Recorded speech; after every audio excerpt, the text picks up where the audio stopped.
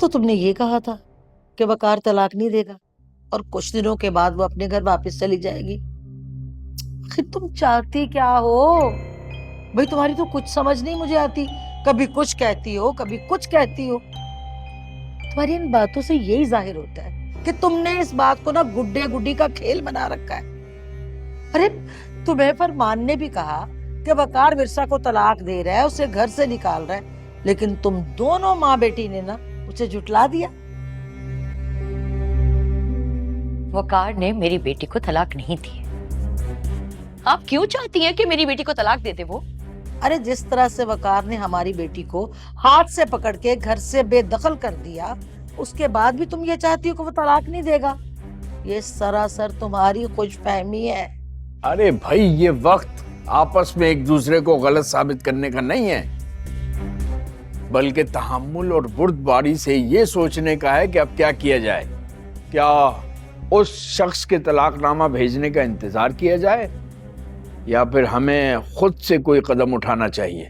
کیا مطلب ہے بھائی صاحب، آپ کس قسم کا قدم اٹھانے کی بات کر رہے ہیں؟ دیکھو منصور، میں کوئی بھی قدم تمہاری مرضی کے بغیر ہرگز ہرگز نہیں اٹھانا چاہتا۔ اگر کسی خاندان میں اس قسم کا کوئی واقعہ رونما ہو جاتا ہے تو خاندان کے بڑے مل بیٹھ کے اس کا حل نکالنے کی کوشش کرتے ہیں۔ ارے ابا، چاچو یہی تو کہہ رہے ہیں، کس قسم کی کوشش کی بات کر رہے ہیں آپ؟ ذرا کھل کر بتائیں نا۔ دیکھو منصور، وقار کا باپ تو ایک نمبر کا نامعقول آدمی ہے، اس سے بات کرنے کا تو کوئی فائدہ ہے نہیں۔ لڑکے سے بات کی جا سکتی ہے، اس بات کو کرنے سے بات بننے کی کوئی سبیل نکل سکتی ہے۔ میرا نہیں خیال بھائی صاحب، میرا نہیں خیال کہ اس سے بھی بات کرنے کا کوئی فائدہ ہوگا۔ تو پھر کیا چاہتے ہو تم؟ ہمیں کیا کرنا چاہیے؟ طلاق کا مطالبہ جی، اور کوئی حل نہیں ہے۔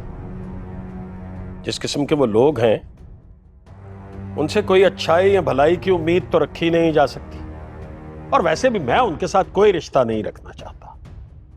اور پھر میری بیٹی گھر واپس آ گئی ہے، اللہ اللہ خیر صلی اللہ۔